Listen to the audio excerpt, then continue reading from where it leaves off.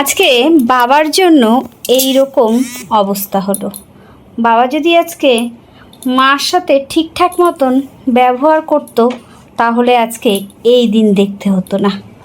আমি আমার মাকে একদমই দোষ দিব না।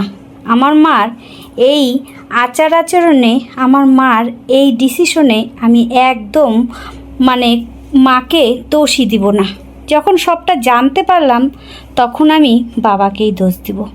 আসল কথা আমারই ভুল।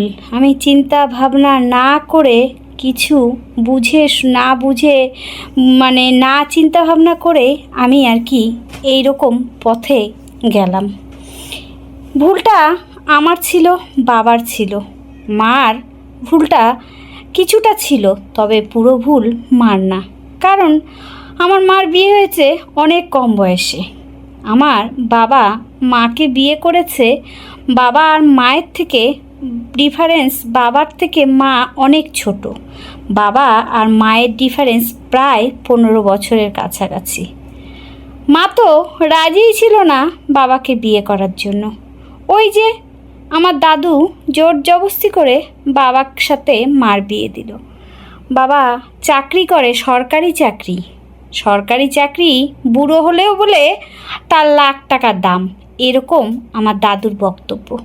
আমার বাবা বলেছিল যেহেতু আর কি বাবা মাকে দেখেছে, মা দেখতে শুনতে খুব সুন্দর। বাবা বলেছিল আমি যদি বিয়ে করি এই মেয়েকেই বিয়ে করব, আমি অন্য কাউকে বিয়ে করব না। বাবা আসল কথা মাকে যত্নেই রাখতে পারেনি, মাকে ভালোই বাসতে পারেনি। মাকে যদি ভালোবাসতো তাহলে কি আর এই দিনটা দেখতে হতো? এই দিনটা দেখতে হতো না।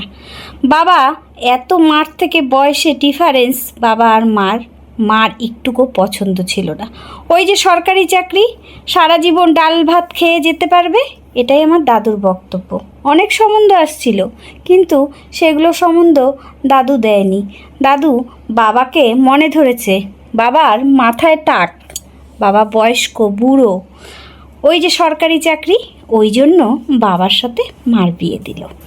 বাবার একটাই বাবার যেহেতু মাকে পছন্দ হয়েছে, বাবার বক্তব্য আমি বিয়ে করলে একেই বিয়ে করব, আর আমার দাদুর বক্তব্য আমি মেয়েকে বিয়ে দিলে এখানেই দিব। কারণ সরকারি চাকরি পাওয়া কি এখনকার দিনে চারটিখানি কথা নাকি?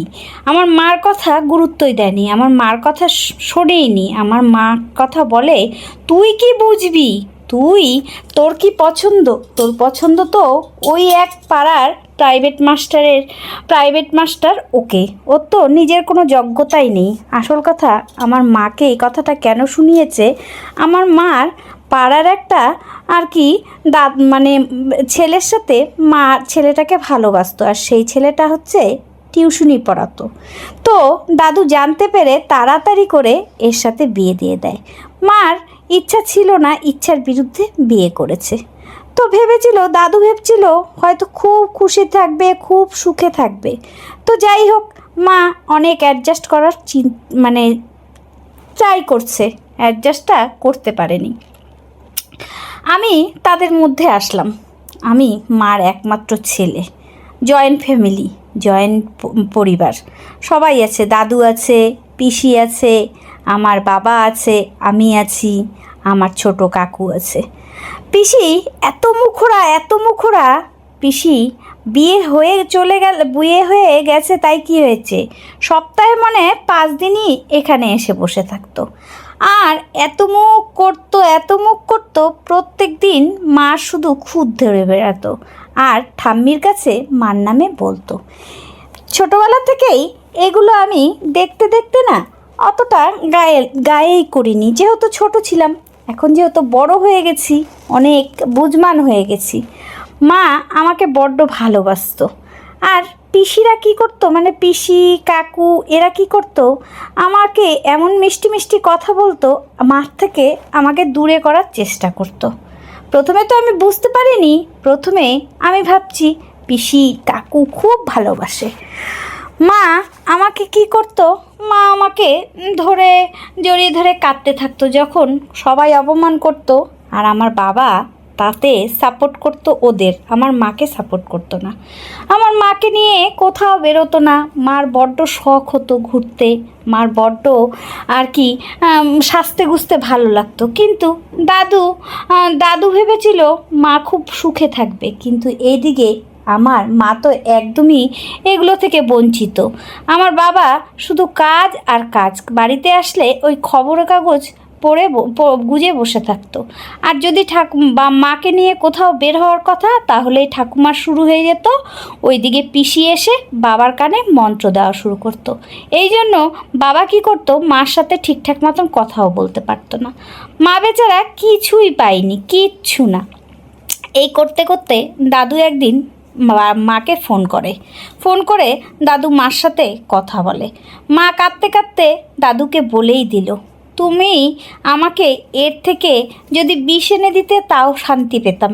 বা দাদু বলে, কেন, কি হয়েছে? চাকরিয়ারা ঘরে বিয়ে দিয়েছো না, এসে দেখে যাও তোমার মেয়ে কত শান্তিতে আছে। তখন আমি ছোট, আমার নাম চয়ন, আমি মার একমাত্র ছেলে। চয়নের মা কাঁদতে কাঁদতে চয়নের দাদুকে যখন এই কথা বলল, দাদু শুনে থমকে গেল। দাদু বলল, কেন, তোকে জামাই ভালো রাখেনি? জামাই খাওয়া পড়া দেয় না? যখন চয়নের মা বলে, তুমি এসে দেখে যাও তোমার জামাই, তোমার সরকারি চাকরিওয়ালা জামাই কত আমাকে ভালো রেখেছে। আমি তো ওই পাড়ার প্রাইভেট পড়ানো টিউশনি পড়ানো ছেলেটাকে ভালোবাসতাম। তার সাথে যদি আমাকে বিয়ে দিতে, তাহলেও মনে একটু শান্তিতে থাকতে পারতাম, একবেলা একটু ডাল ভাত খেতে পারতাম। আর এখানে এসে দেখে যাও। এই কথা শুনে না দাদুর বড্ড মনটা খারাপ লাগলো, যে মেয়েটাকে আমি সরকারি চাকরিওয়ালা ঘরে বিয়ে দিলাম, এত সুন্দর পরিবারে বিয়ে দিলাম, জামাই এত পাগল মেয়ের জন্য, আর আজকে মেয়েকে ফোন করলাম এসব কথা শুনছি। এ বলে না, যা মেয়ের মুখে ফোনে এসব কথা শুনে বাবা চমকে গেল। চয়নের দাদু তার পরের দিনই চয়নদের বাড়িতে আসলো। চয়ন তখন স্কুলে গেছে, ছোট তো। চয়নের মা রান্না করছে। চয়নের দাদুকে দেখে চয়নের মা অবাক। বাড়িতে ডেকে আনলো, ঘরে বসালো। ঘরের মধ্যে বসলো যখন, ফ্যানটা ছেড়ে দিল, বড্ড ঘেমে গেছে। ফট করে ফ্যানটা এসে অফ করে দিল চয়নের ঠাকুমা। হাত পাখা এনে দিল, নাও হাত পাখাই দাও তোমার বাবাকে, অত ফ্যান চালাতে হবে না, এ মাসে বিল কত আসছে জানো? এই বলে চয়নের দাদু মুখের দিকে হাঁ করে তাকিয়ে রইল। সঙ্গে সঙ্গে চয়নের মা গেল এক গ্লাস শরবত করে এনে দিবে। শরবত বানাতেই চয়নের ঠাকুমা ওখান থেকে শরবতের গ্লাসটা টেনে নিয়ে বলল, খালি জল দাও, অত শরবত দেওয়ার দরকার নেই। অত শরবত খাওয়ার কি আছে, আসছে তো দুপুরবেলায়, খেতে তো দিতেই হবে। অত অষ্টপদ দিয়ে তোমার বাবাকে খেতে দিও না। এগুলো বাবা শুনতে পেরেও না শোনার ভান করে আছে। তারপরেই খেতে বসলো। খেতে বসার পরে দেখলো মেয়ে আর বসছে না। মেয়েকে বলছে, মা তুই বস। মেয়ে বলছে, না আমি পরে বসবো, তোমরা আগে খাও। যাই হোক, কোনো রকম খেতে দিল। খেতে দেওয়ার পরেই সবার লাস্টে যখন মেয়ে খেতে বসছে, তখন চয়নের দাদু গেল রান্নাঘরে, গিয়ে দেখে জল ঢালা ভাত, পেঁয়াজ আর লঙ্কা দিয়ে খাচ্ছে। চয়নের দাদু অবাক হয়ে গেল, কি ব্যাপার মা, এত রান্না করেছিস আর তুই মাত্র পেঁয়াজ লঙ্কা দিয়ে খাচ্ছিস কেন রে? তুই সবজি নিলি না? তখন চয়নের মা বলছে, না আমার পেটটা ভালো নেই তো, ওই জন্য অল্প একটু ভাত খাবো, কোনো ব্যাপার না, যে গরম পড়েছে এখন ঠান্ডা ভাত খাওয়াটাই ঠিক আছে। এই বলে যাই হোক, কোনো কথা না বাড়িয়ে চয়নের দাদু কী করলো, চুপচাপ রইল। তারপরে চয়নের মা যখন কাজ শেষে চয়নের দাদুর ঘরে আসলো, চয়নের দাদুকে হাউমাউ করে ধরে কাঁদতে লাগলো, কি ঘরে বিয়ে দিয়েছো দেখো। আর চয়নের বাবা ওই দিক থেকে দেখছে, কোনো উচ্চবাচ্য করছে না। এই করতে করতে যখন চয়নের দাদুকে চয়নের মা বলছিল, তখন চয়নের বাবা শুনে প্রচুর ক্ষেপে গেছে। দু এক কথায় তক্কাতক্কি লেগে গেল। ওই মুহূর্তেই চয়নের দাদু কী করলো, চয়নের মাকে নিয়ে আর কি বাড়ি চলে যাবে। চয়নকে বলছে চলো দাদু ভাই। চয়ন তখন তার মাকে সহ্য করতে পারতো না। তার পিসি চলে আসছে ঝগড়ার মুহূর্তে। পিসি কাকা বলছে না না যাবি না, তোর মা তোকে পছন্দ করে না। এদিকে চয়ন তখন কিন্তু অত বুঝতে পারেনি যে মা চলে যাবে, মা চলে যাওয়ার গুরুত্বটা মূল্যটা কী। ভাবছে এরাই তো আমাকে বেশি ভালোবাসে, মা চলে গেলে যাবে, কোনো ব্যাপার না। তারপরে চয়নের মাকে নিয়ে চয়নের দাদু চলে গেল। প্রত্যেক দিন চয়নের মা ফোন করে কথা বলে, কিন্তু চয়নকে যখন চয়নের দাদু যখন চয়নের মা যখন চয়নকের সাথে কথা বলে তখন এক দুটা কথা বলে ফোনটা কেটে দেয়। প্রত্যেক দিন চয়নের দিদাই ঠাকুমা কথা বলতে দেয় না। এই করে করে চয়নের থেকে চয়নের মাকে দূরে সরানোর চেষ্টা করে। তো আস্তে আস্তে চয়ন বড় হতে থাকে, আর চয়নের মার মতন বাড়িতে থাকতে থাকে। চয়নের মার নামে অনেক কথা নিন্দামন্দ করতে থাকে। সম্পর্কটা খুব খারাপ করে দেয়। মা আর ছেলের মধ্যে এত খারাপ করে দেয়, তার বাবার বাড়ির চয়নের ঠাকুমা, চয়নের পিসি এগুলো নিয়ে খুব বদনাম করতে থাকে। এই করে করে চয়ন অনেক দূরে সরে যায় তার মার থেকে। তো হঠাৎ করে একদিন চয়নের খুব শরীর খারাপ হয়। চয়ন ঘুমের ঘোরে মা বলছে, কেউ তার মাকে আর যোগাযোগ করে দিচ্ছে না। অমনি সময় সবাই সবার মতন ঘুমিয়ে আছে, আর চয়ন ওদিকে শরীর অসুস্থ, কেউ তার পাশে আসছে না। চয়ন তখন অনেক বড়। চয়ন কাঁদতে কাঁদতে তার মাকে ফোন করলো, মা আমার শরীরটা খুব খারাপ, কেউ নেই আমার পাশে, বাবাও বাবার মতন ঘুমাচ্ছে, আর কেউ আমাকে একটু ওষুধও এনে দিচ্ছে না, সকাল থেকে না খেয়ে আছি, কেউ আমার খোঁজ নেয় না। চয়নের মা ওই কথা শুনে হাউমাউ করে কাঁদতে কাঁদতে ওই রাত্রিবেলায় চয়নের দাদুকে বলে গাড়ি নিয়ে চলে আসলো। আসার তারপরে চয়নকে রাতারাতি চয়নের মা চয়নকে নিয়ে চলে গেল। অবশেষে চয়নের মা আর কি চয়নকে নিয়ে তার মামা বাড়ি, তোর দাদুর বাড়ি চলে গেল। ওখানে গিয়ে সব কিছু আর কি ওষুধপত্র কিনে ঠিনে দিয়ে পুরো সুস্থ করে চয়নকে বলছে, কিরে চয়ন, এখন কি তুই বাবা পিসির কাছে চলে যাবি? চয়ন বলছে, না, আমি আর কোনো দিনও যাব না।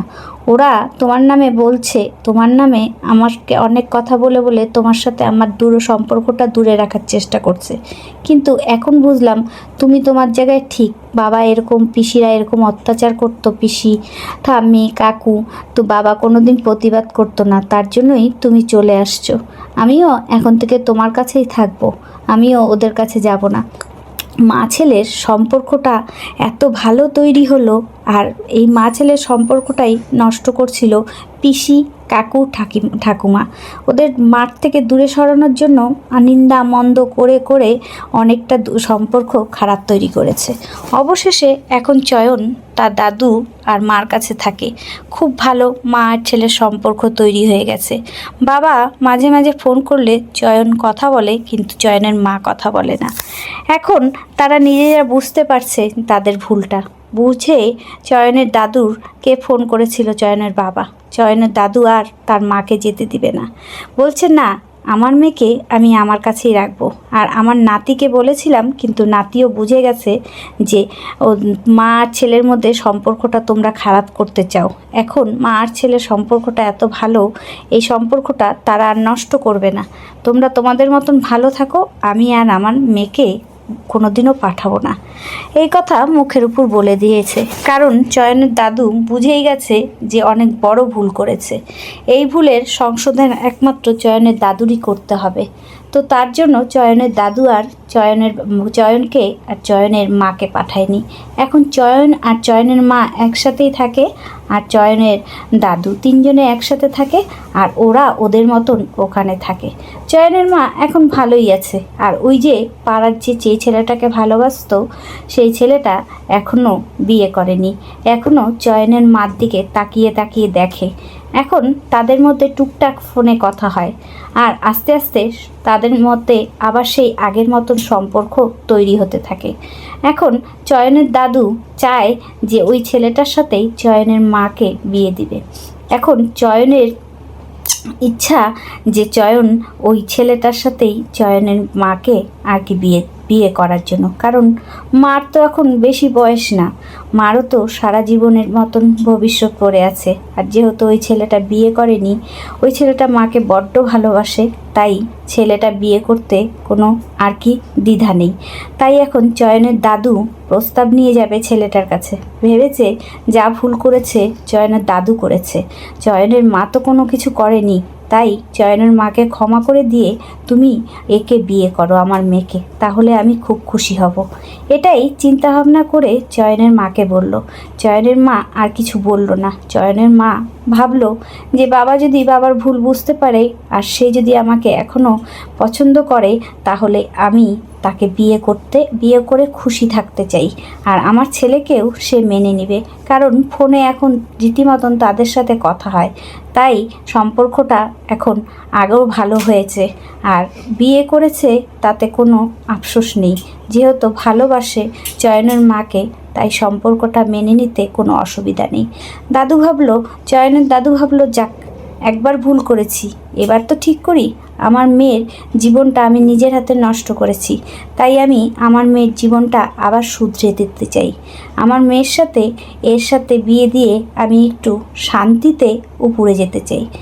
এই কথা শুনে যাই হোক, সবাই এখন খুশি।